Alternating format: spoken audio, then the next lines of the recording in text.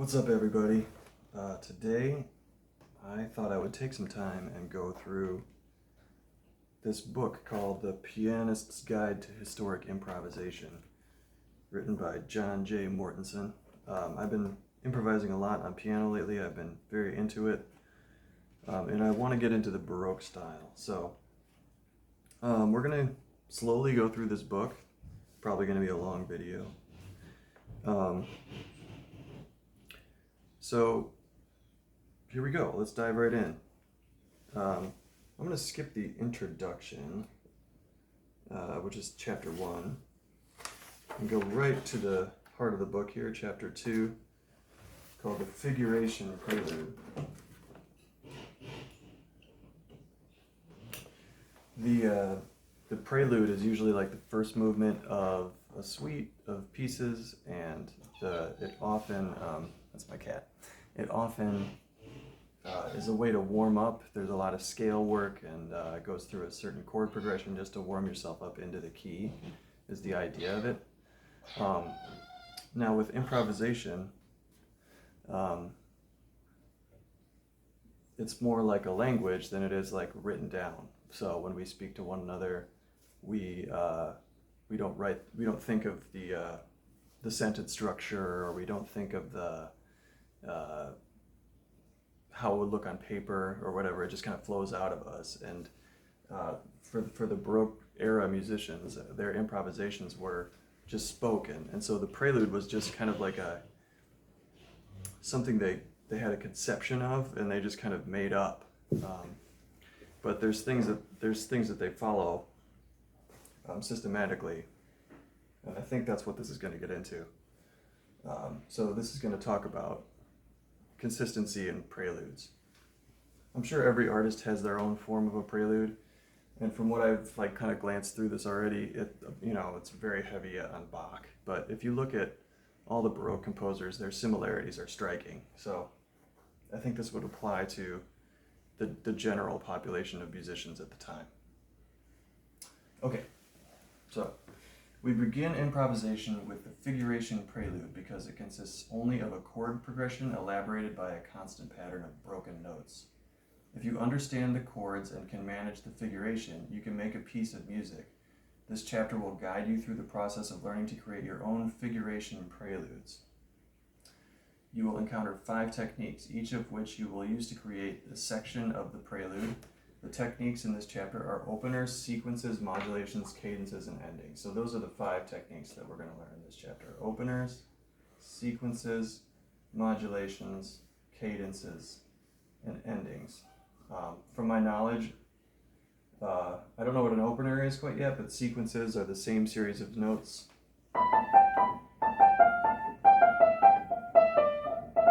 Just taken down a step at a time in the scale. Or it's just the same series of notes moved around on the piano. Modulations is changing keys, or notes that are outside the key. More so like borrowing from other keys. Cadences are quick succession chord progressions that kind of sound like the period at the end of a sentence. Like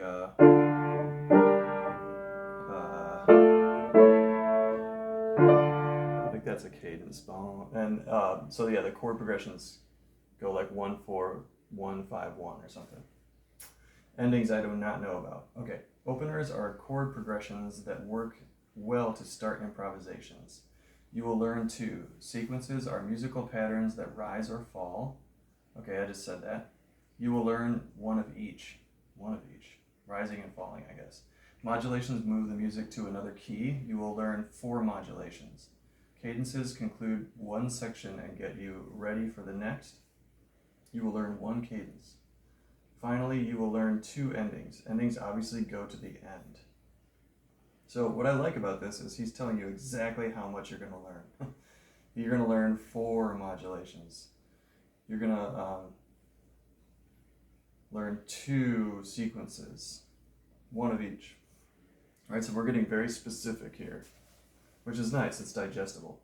Once you have mastered all these techniques, you will learn to use figuration, the decorative note patterns that turn plain chords into interesting music. When you put all these things together, you'll be able to improvise complete figuration preludes in 18th century style. One second.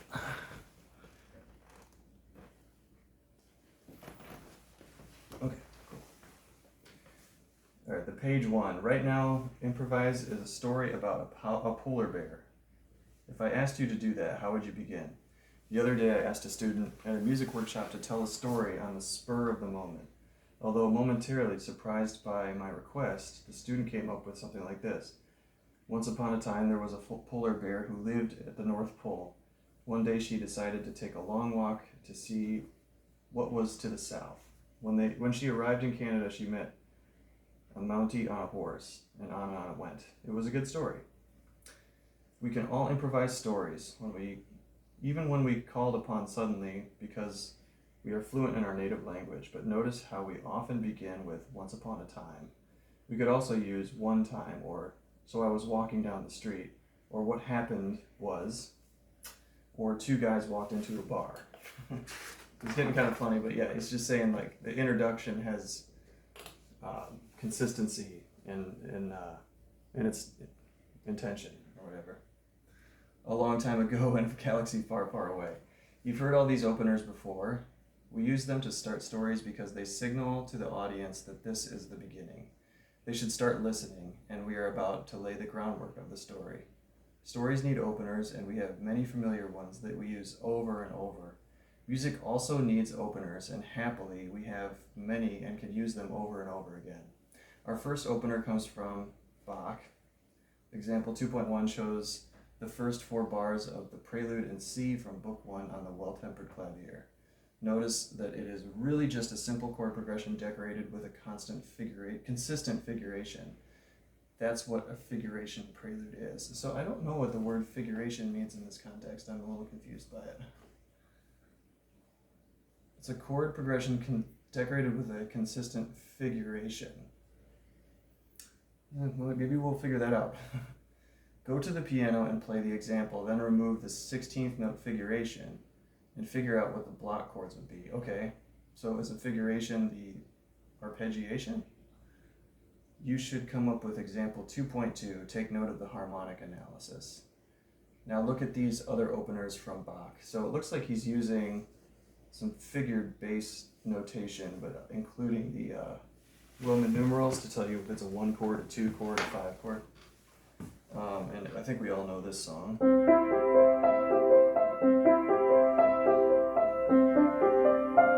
Sorry about that.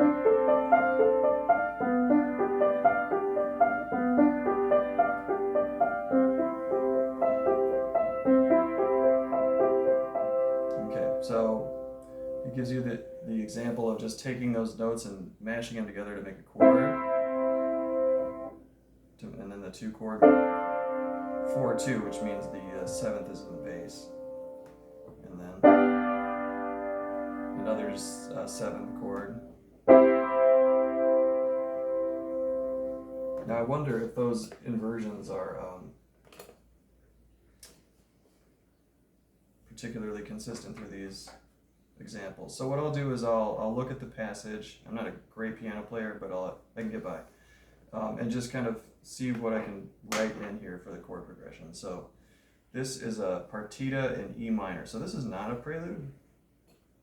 This is a prelude. This is a prelude. This is a prelude. This is a prelude. This is a prelude. So there's all preludes except one. Okay. Yeah. I think what he's trying to get at is that this is a 1, 2, 5, 1 in E minor. And the 2 sounds...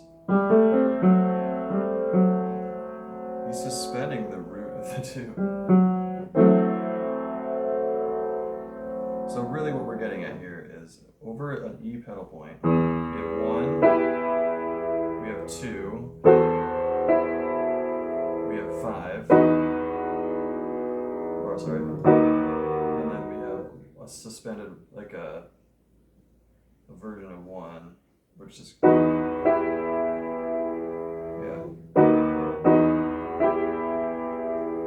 So yeah, he's trying to tell us that it's the same thing in minor. Okay, let's go to the next example here. So we have it looks like we're in D minor. We have a pedal point. So 1, 2.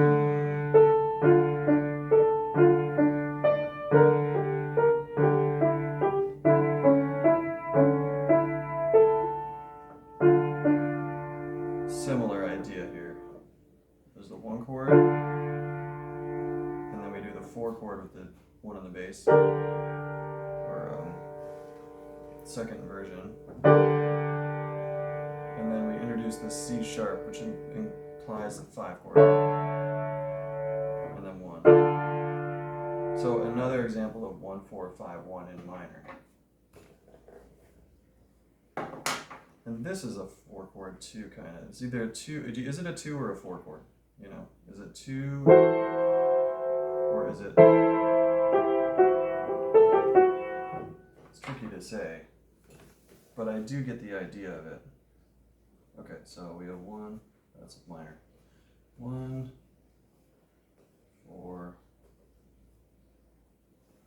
and then 5, and then 1. Okay, so we've had 2 minor examples. Another example in minor. Let's find out what's going on here. This is 1 hand. So that's pretty obvious that that's an E flat minor chord. And then we have another 4 chord.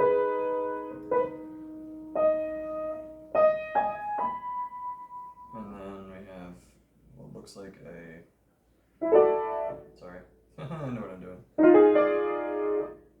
So E flat, F, A flat, yeah. So that is a 5 chord with an E flat in the bass. Right, so that's a B flat 7 chord. He's removing the B flat, which is something to take note of, because I think that's happened down here too. So the root of the 5 chord is not there. And then resolving that root to a real true 5 chord. Okay. So yeah, these suspensions are interesting. Something to take a look at. So here's a 1 chord, here's a 4 chord. Here's what looks like a 5 chord.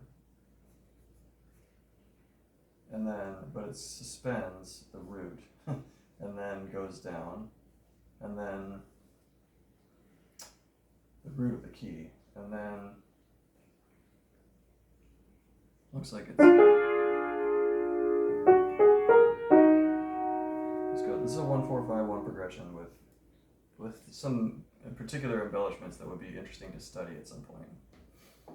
All right, another 1, 4, 5, 1 or 1, 2, 5, 1, I guess, depending on how you want to look at it. I think this is clearly a 4 chord, 1, 4, 5, 1. So he's telling us that all of these songs start with a 1, 4, 5, 1. So if you wanted to improvise your own opener, prelude, you would kind of do that.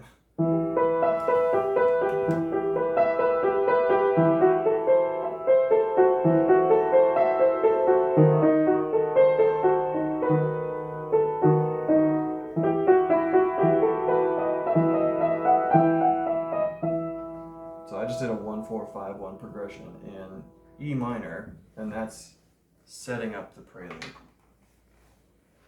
Okay, we're getting somewhere here. So example 2.6, another E minor prelude, similar to the partita. Let's see what happens in here. I think we're getting the hang of it. I think we know what we're going to see.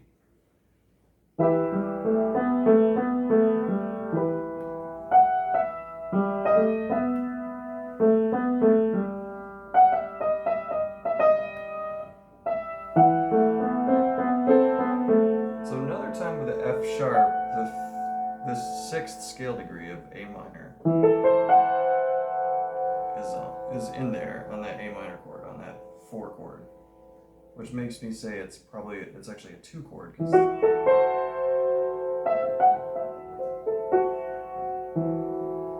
Okay, so there's some characteristics here that are vernacular, I guess. And then it does the 5 chord.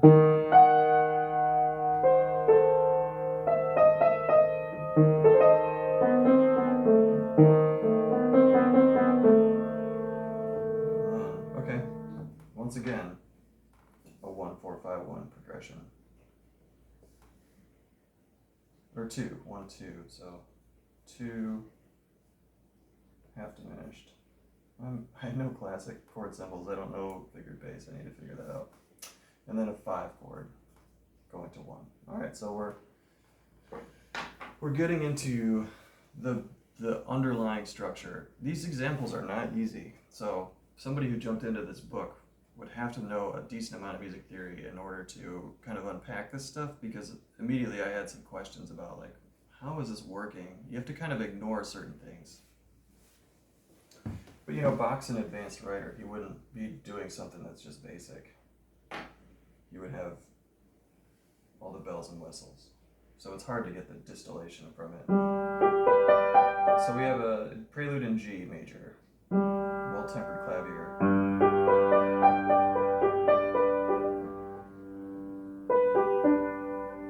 Okay, so that's a 1 chord going up to this half of the measure. 24/16, what a time signature. It stays on G.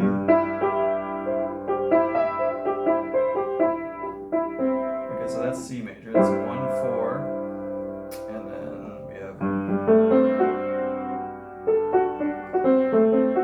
So I noticed that the voicing for the 5 chords comes in the form of eliminating the root. I don't hear that D in there. I'm just playing the 5, 7, 3. So it kind of. There must be a reason for that, and I don't know what it is.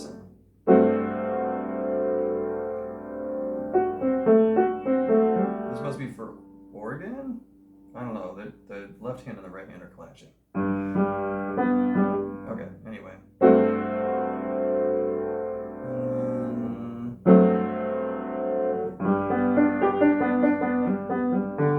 Okay. Another very simple 1-4-5-1 progression, finally in major. Wait, this goes here. Okay.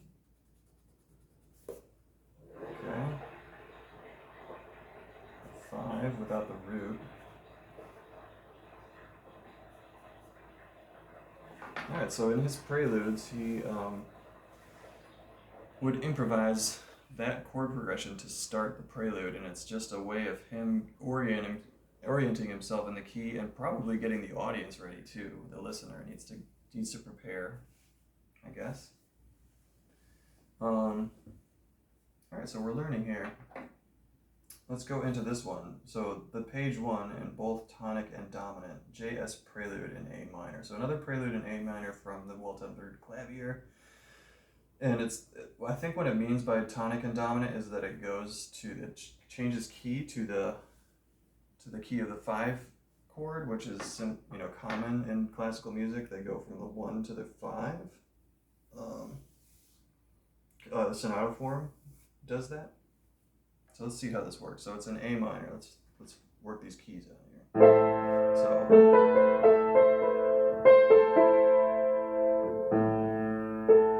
So obviously 1 chord, and then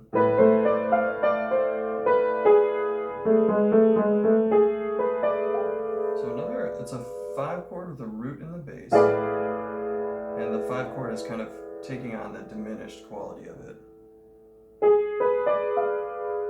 In other words, not playing the E.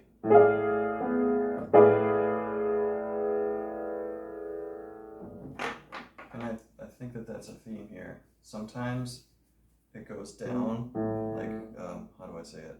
So there's the 1 chord, and sometimes it keeps that A in the bass when it plays this chord, or sometimes it doesn't. Sometimes it goes down. Okay, so we have a 1, we have a 4. Oh no, sorry. That's a 5. What am I doing?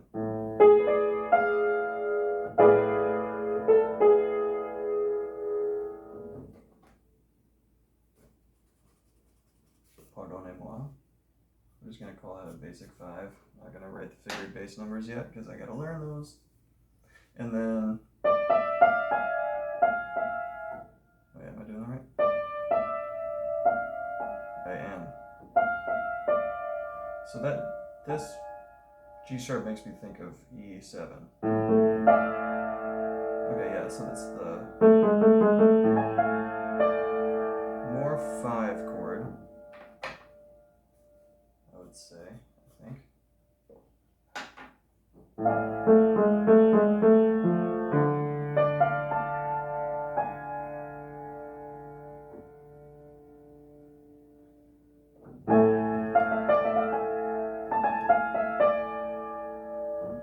Okay, so he's using the melodic minor form here. And bet you anything it's going to go to 1.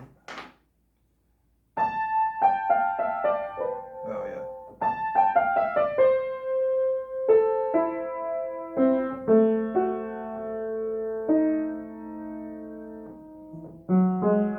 So what's up with this D sharp? That's probably setting up a 5 of 5. Alright, so we go back to 1. This is all A minor, and then we have this D sharp.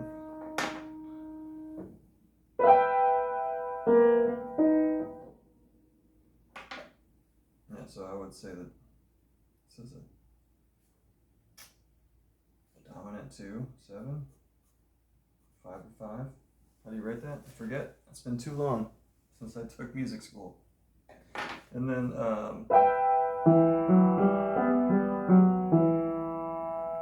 so this is setting up the dominant key. So notice that that's a G natural. In A minor, that would definitely be a G sharp. So that's why this D sharp is here, actually. It's giving you a 5 leading into the new key. So I think that it's safe to say that we're changing keys. We're modulating to E minor. So put a little E here, I guess, and the colon, and that would make this a 5 chord going to 1.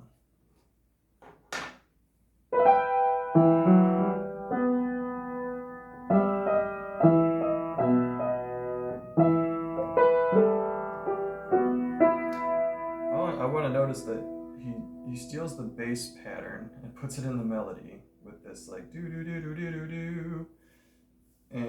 But really what's to notice is that he's kept that theme through the new key. So actually he tries to limit himself to particular passages or phrases, which is like fugal, I guess, in quality or something. And that's good because it creates consistency through the thing, so it doesn't sound like a total stream of consciousness. He's making a story in his improvisation. That's probably what made him stand out from his competitors. All right, so let's find out how long that 1 chord lasts for. Okay.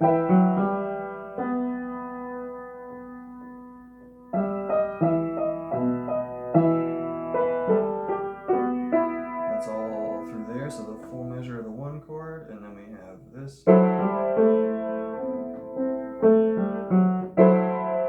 A minor over F sharp, which is what? A 2 chord. Just like this is a 2 chord.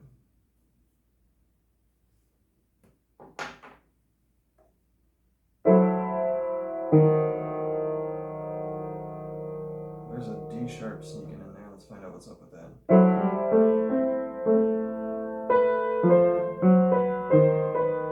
So that's a 5 chord now?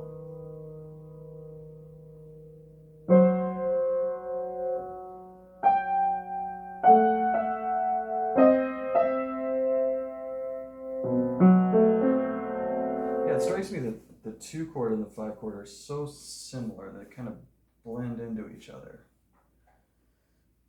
And he's kind of using that blending of, is it a 2 or is it a 5? Because all you need to do to make this a 5 chord is to do this. Same 3 notes on top.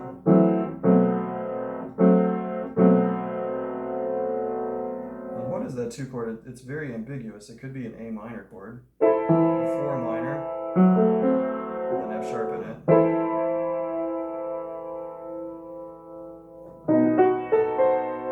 And then he borrows this C natural to make a diminished chord on the 5, which is blending that 2 chord into the 5 as well. Interesting. Okay. And now we have what looks like another diminished thing.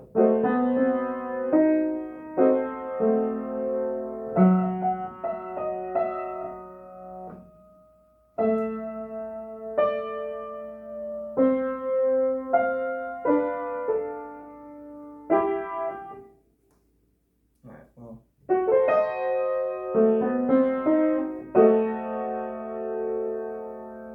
That is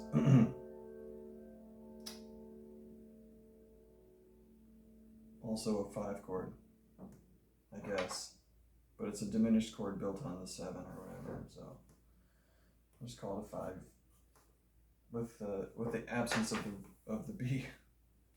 Yeah. So yeah, not your easiest analysis at all.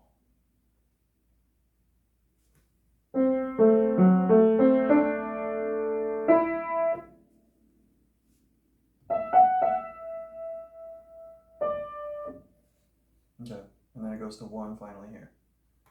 Okay, so long story short, even though it's really hard to extract this information from these pieces, I think it's pretty obvious that what he wants to get across is that these all do a 1, 2, 5, 1, whether in major or minor. All right, we're moving on. All these openers use the same 4 basic chords with only slight alterations. This progression is one of Bach's favorites. The prelude in A minor, example 2.8, even includes the progression twice in a row, once in the tonic and then once in the dominant. Yeah. I mean, he does that all the time. Like, he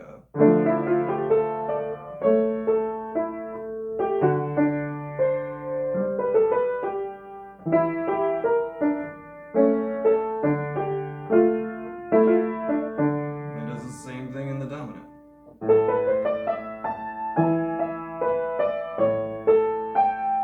I mean, that's just a common technique. This progression is by no means unique to Bach. We can find the same pattern of music in Mozart, Rameau, Fischer, and countless others, for sure. This is music 101 for a reason. All right, let's learn page 1 thoroughly. Exercise. Oh man, memorize the first 4 bars of Well-Tempered Clavier 1 and C major prelude. Play it as written and as block chords in example 2.2. Transpose it to all 24 keys, major and minor, and figure out how you have to alter it for the minor mode. Try starting with the different chord tones on the top of the first chord. Try it starting with different chord tones on the top of the first chord. When the root is in the soprano, the chord is in first position. The third in the soprano is the second position. The fifth in the soprano is the third position. So we're talking from the top down.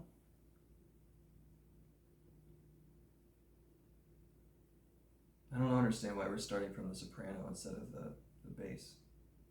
It is important to distinguish between position, which refers to the soprano, and inversion, which refers to the bass. Oh, okay. Position is soprano, inversion is the bass. So that's important. So we need to know that position refers to the top note and inversion refers to the bottom note. Now try it in 3 voices. The original has 5, but we will often improvise with 3. You can create an version of the same progression in just 3 voices. Can you create the version of the same progression in just 3 voices? So voices, what are we talking about here? Are we talking about notes? Use 3 notes instead of 5? So that's 5 different notes. So he's saying voices, 3 notes. That's, I mean,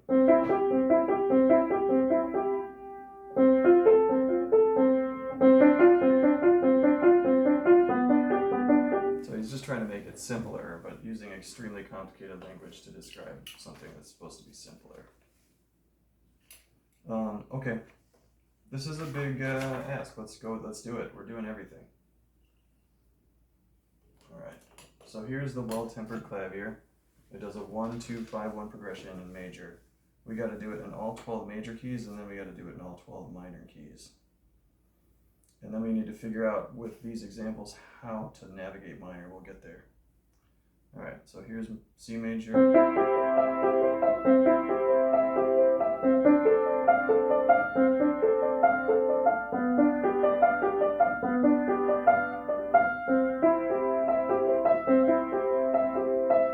Obviously it's okay. G major.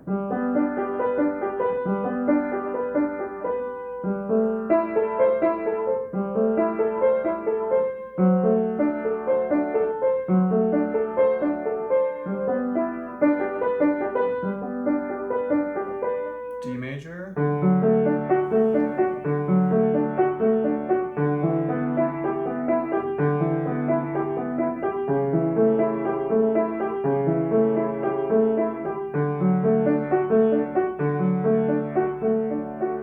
And then A major.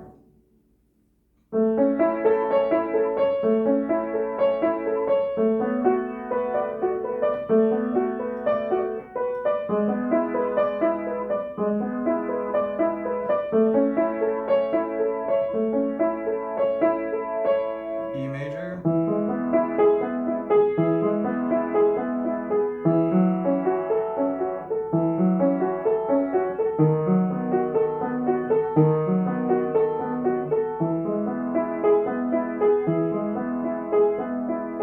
B major.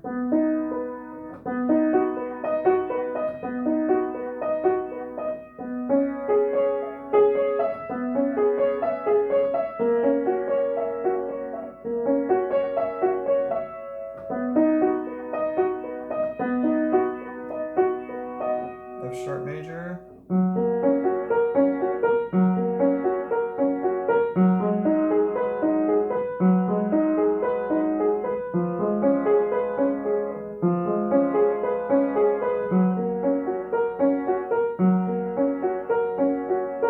D flat major.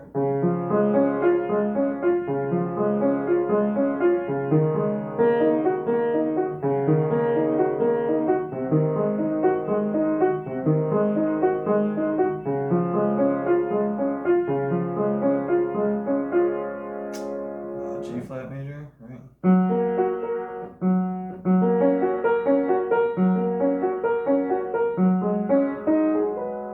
Wait, am I doing that right? Did we do G flat already?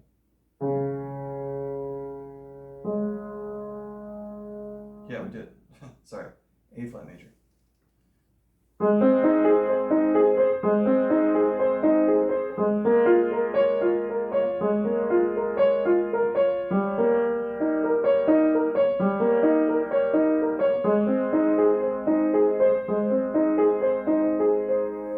Alright, and then E flat major.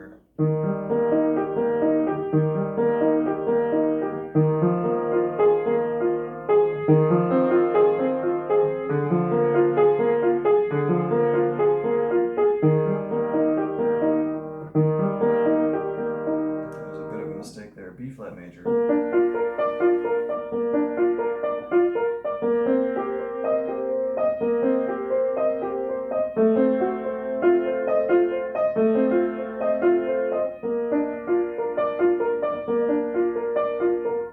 F major.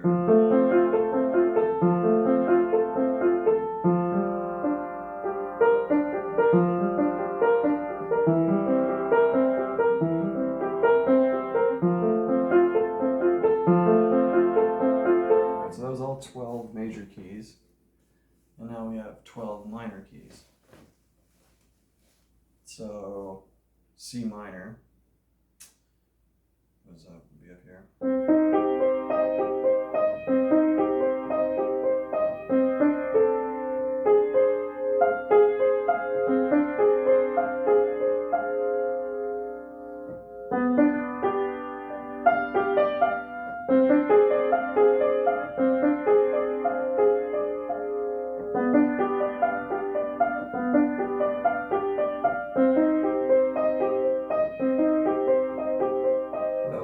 because I knew that was right, but I don't know why. So we got the 1 chord, we have the 2 chord. Okay, I see it. A flat. Okay, so that's C minor. Now we're going up. So G minor. D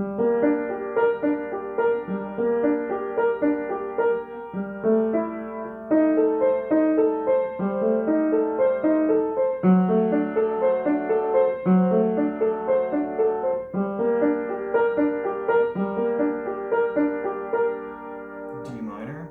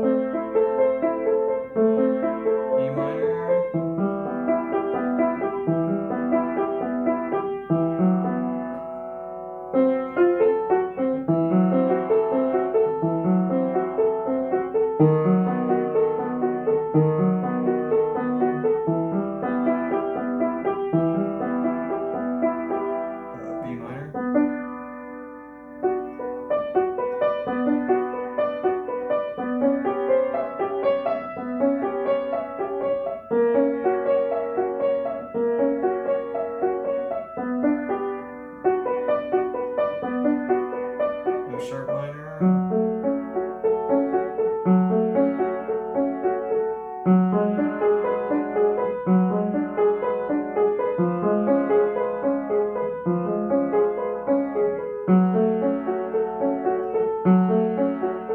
C sharp minor.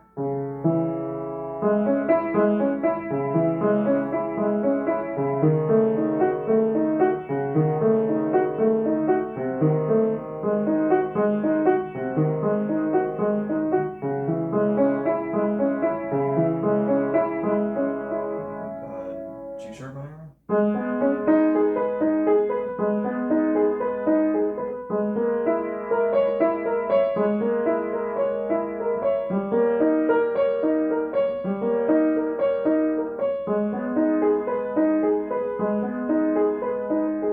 D sharp minor.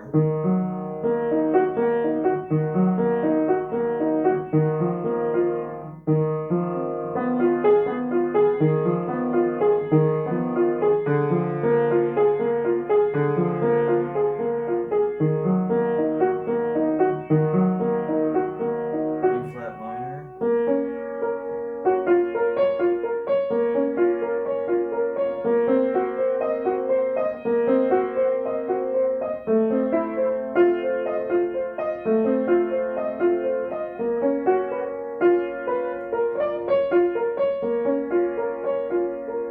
F minor.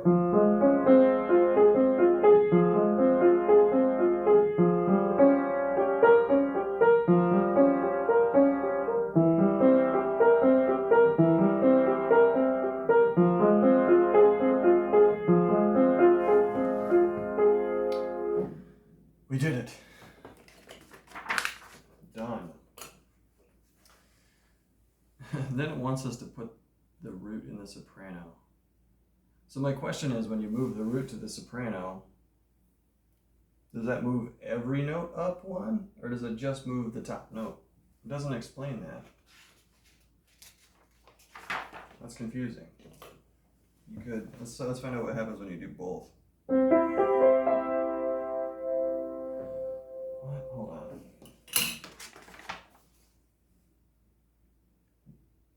Try starting it with different chord note tones on the top of the first chord. I assume he means that we invert the whole thing so that you...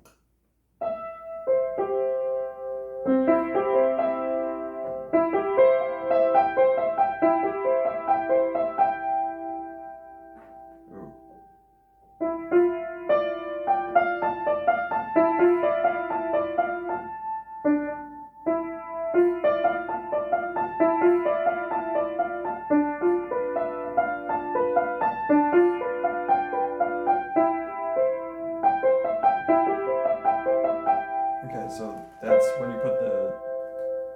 fifth in the soprano, in the fifth position, and then let's put the root in the soprano.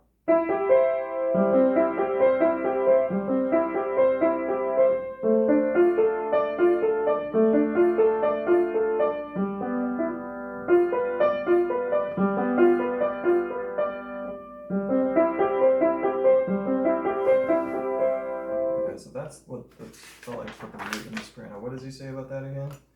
When the root is in the soprano, the chord is in first position. When the third is in the soprano, it's in second position.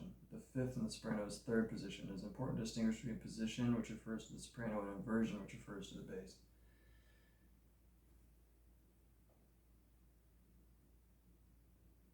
Well, having two different ways to describe that is kind of it. I'll think about that. As a final challenge, try to play page 1 in all available positions of the chord. I just did that. It didn't say do it in all 12 keys. There are 24 keys. I'm going to skip that step. Well, that's a challenge and a half.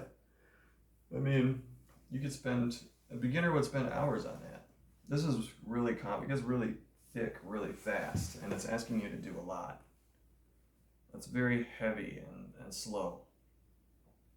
Sequence, descending 7/6. After you create an opener, you need another event so that your improvisation can continue. In 18th century music, an easy way to use is to use a sequence. In a sequence, every voice, rhythm, leap, and chord behaves according to a pattern. It makes it easy to extend the music because you only need to keep repeating the pattern. What's more, sequences sound interesting and beautiful. Our first sequence is the descending 7/6. Yeah, I mean, it's hard to use words to describe music, isn't it? The 7/6 refers to the dissonant consonant pairs of intervals that make this sequence work. In 18th century music, intervals of a seventh are considered dissonant, whereas sixths are considered consonant. Okay. So they repeat tension and release. Example 2-9 includes major and minor inversions of the descending 7/6 sequence. The outer voices are where the 7/6 intervals occur. At some point you have to break the sequence. This example does so with a 5/1 cadence. In the 18th century style, dissonances are always handled with care. They are prepared by common tone ahead of time. Turn dissonant as the other voices move. They are resolved downward by step. That's why the launching note gets played first in example 2.9.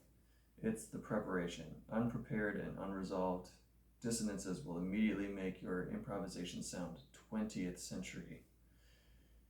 Okay. So, don't say the wrong words. Even though you could keep it going until you run out of keys on the piano, sequences usually stop at cadences, which we will study more later. Yeah, cadences are complicated, as I recall. When playing sequences in minor, use the natural form of the scale to avoid augmented second leaps. Okay, so that is telling us that we use natural minor when we're using a cadence or sequence. I don't know about that. I mean, in the descending 7/6 sequence, you use, okay, so in this particular form of sequence, not all sequences. You will notice that it sounds like it's going back into major. You want to keep it in minor and bring it to a stop. You have to find a place to raise the leading tone and make a cadence, as in measure 10. Okay. That's a lot of words right there. I think the information we need is actually in the music. It's such a complicated descriptor. Okay. So...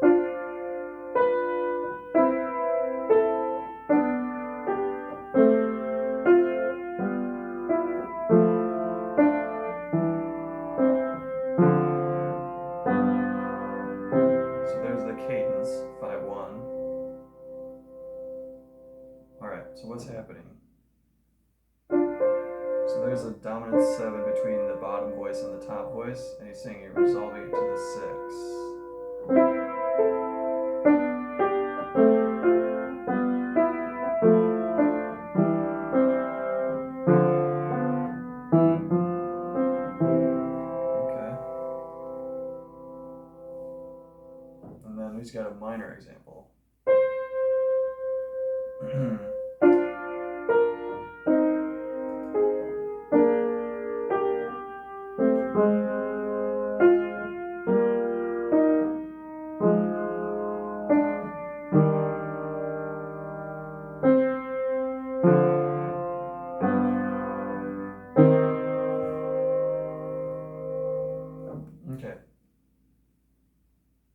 noticing it starts on the root, and then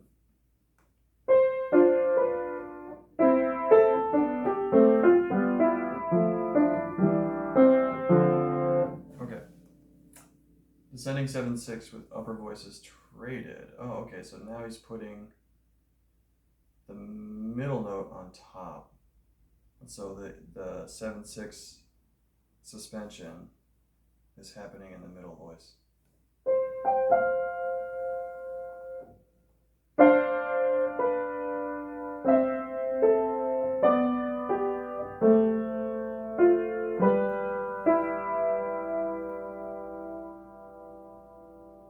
Oh, oops.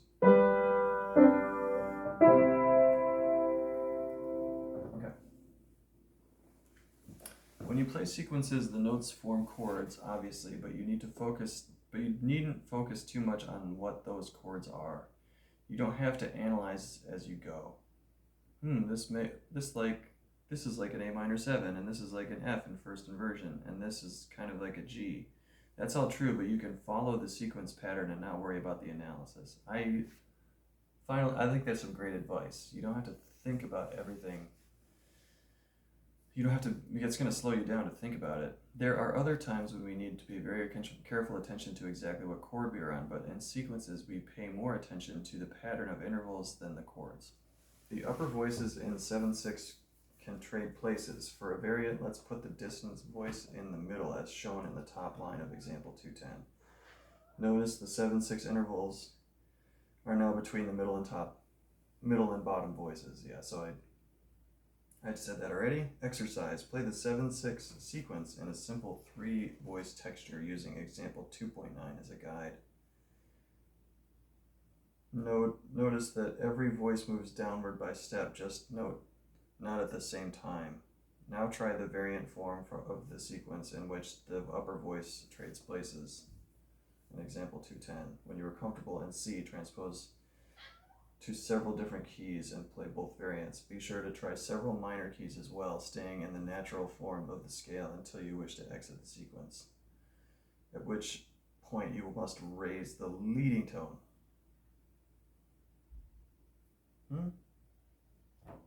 Oh yeah, okay. So you don't play the leading tone of the 5 chord until you reach the end. All right, so let's try that. Okay.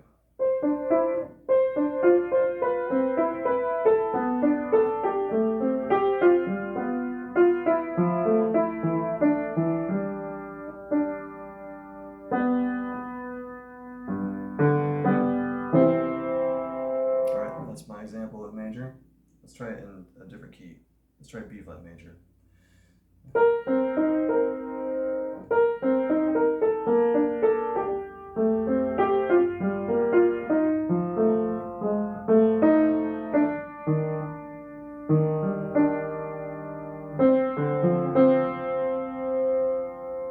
Oh wait, that's weird. That's hard. I don't know how to get to the cadence. So when could we do the cadence? No.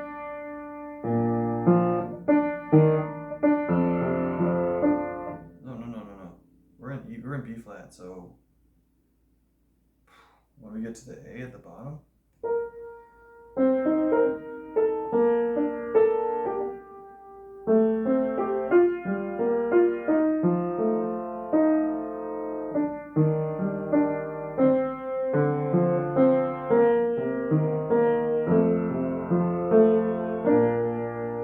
wonder if that's how they do it. And now let's put the middle voice on top.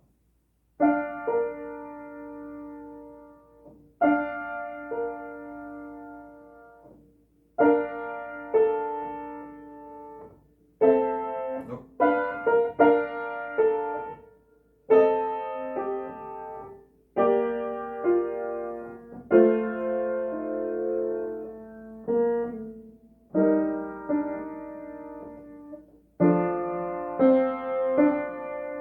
That doesn't seem right.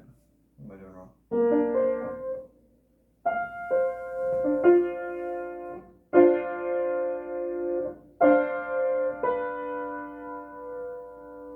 Okay, so we're starting here.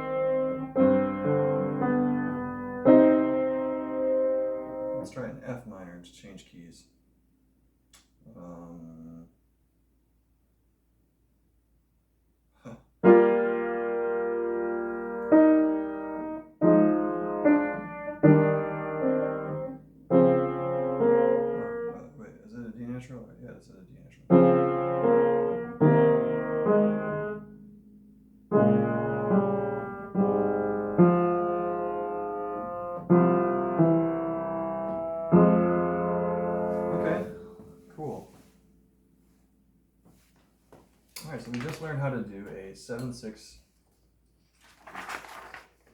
sequence. Connecting the page 1 opener and this descending 7/6 sequence. In example 2.11, we see 3 positions of the page 1 and 3 voices. Connecting a 7/6 sequence depending on the position of the page 1, i.e. which note of the chord is on the top. The sequence will start in different places with different chords and different bass notes. When you connect the page 1 to the sequence, you can use any note from the 1 chord as a launching note of the sequence. This is your preparation, which is consonant because it's part of the 1 chord, but becomes dissonant as the other voices move into place to start the sequence. Exercise: try the page 1 in 3 voice block chords and launch a 7/6 sequence. Try this in all positions of the page 1 and in several keys, including minor. So I don't like how he's saying page 1. Maybe he's referring to, because it's confusing because we're reading a book. This is what he's saying, the page 1 from J.S. Bach's Well-Tempered Clavier. You have to recall that that's what he's referring to, not page 1 of this book, which is here. So why not say the chord progression from example 2.1 or a 1-4-5-1 chord progression. Instead, he's referring to an obscure thing that he said in the first page. So that's very confusing. Oh, I'm on the wrong page. Okay. All right, so here's our challenge. Do a 1-4-5-1 progression going into a 7/6 cadence. And then it talks about the position, so moving the soprano voice to the root, the 5th, and the root, instead of just, yeah, okay. All right, so let's use our very classic example of,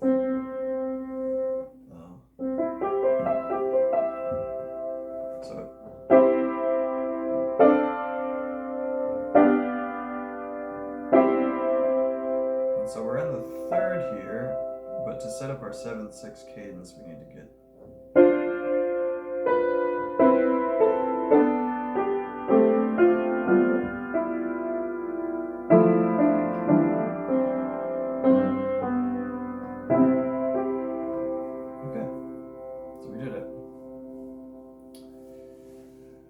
What does his example look like? 3 positions of the page 1 with descending 7/6. Okay, so here's what he did.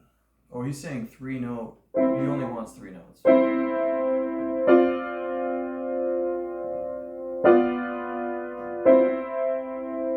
then he sets up the 7/6 cadence.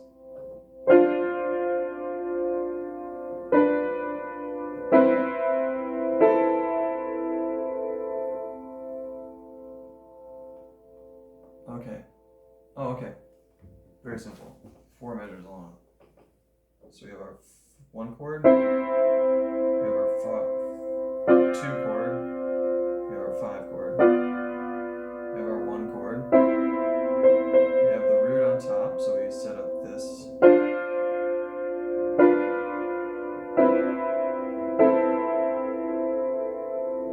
Yeah, not suspended like it once was. Alright, and then he inverts it so that the 3rd is on top.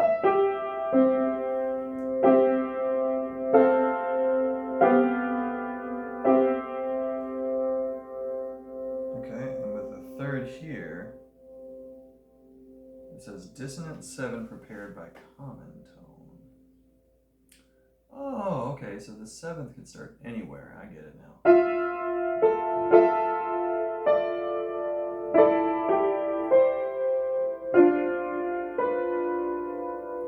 Okay. So that's that's when it can start anywhere.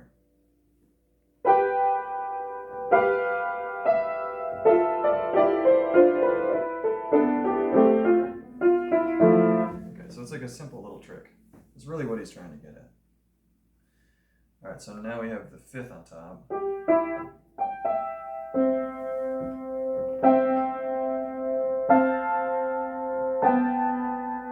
Oops, there we go. And then, oh, it looks like we're separating by an octave here.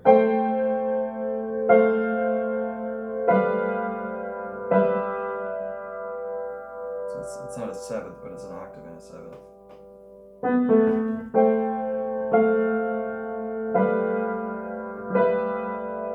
Notice now it's in the right hand instead of the left, the two notes. Okay. Launching a 7/6 descending sequence by raising the fifth of the chord. Alright, this sounds different. Raising the fifth of the chord. What does that mean?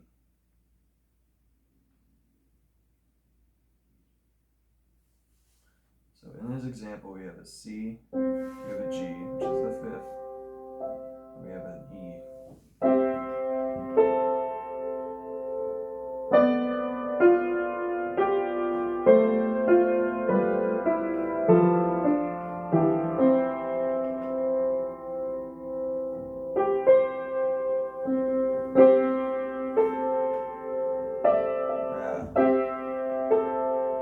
Oh, okay, so he's saying that you're still doing a 7/6, but you're starting from the 5 instead of the 7. You're going,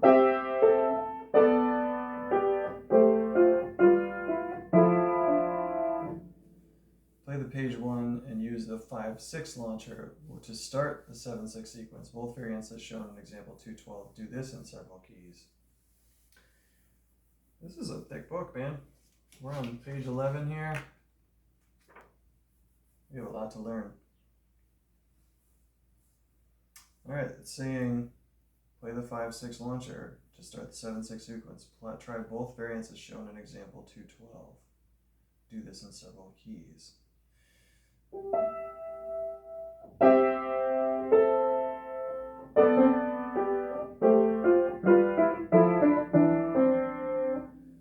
Okay, I'll try that.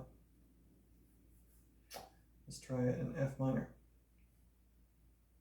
Oh man, this is hard.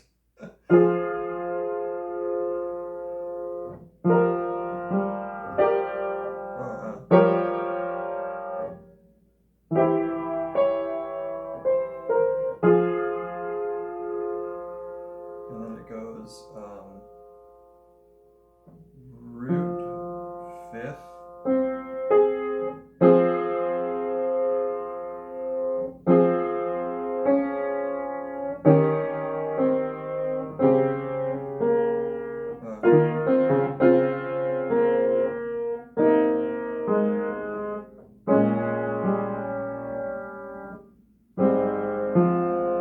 oh, okay, I did it.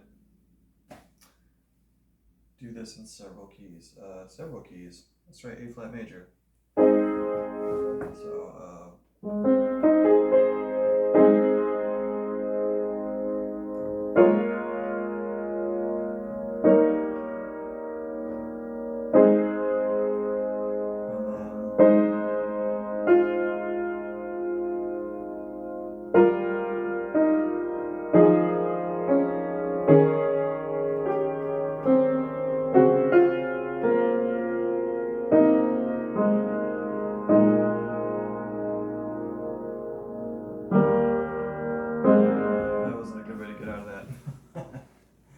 okay, so he's teaching you the 1-4-5-1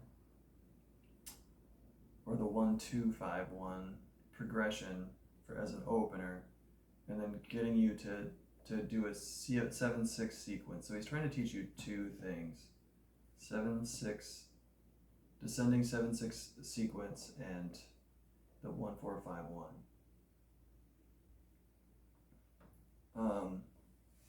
I don't know why there's a dog ear here, but it's in the perfect place.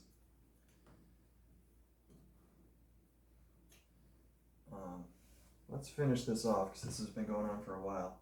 Let's practice this. So let's do D minor. So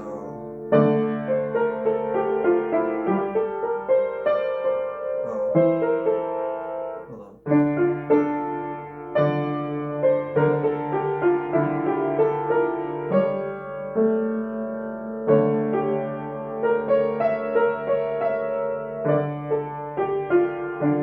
And then we set up a 7/6 sequence.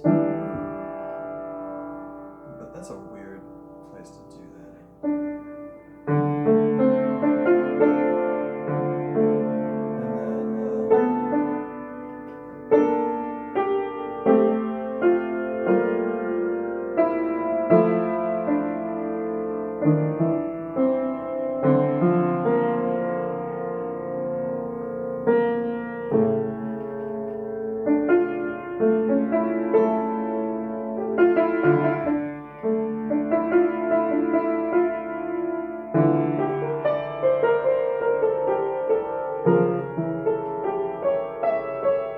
There's the 5 chord, and here's the 1 again.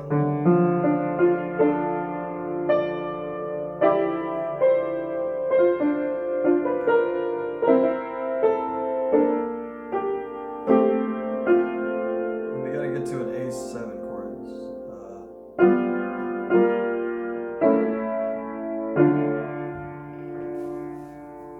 All right. This has been the first edition of The Pianist's Guide to Historic Improvisation. I already knew the 1/4/5/1 stuff, but that 7/6 suspension is something I'll practice. My initial thoughts are that it's too complicated. But it's good for someone like me who can kind of weed through all the difficult language. But for someone who's just starting out, there's just too much going on there. If I were starting out, I would just try and stick to playing in one key.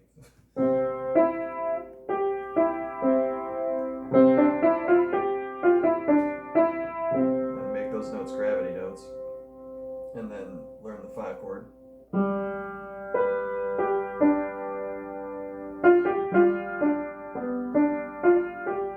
And then the 1 chord. Practice going back and forth between the 5 and the 1. And improvising, and then seeing how long you can go for to develop your skills.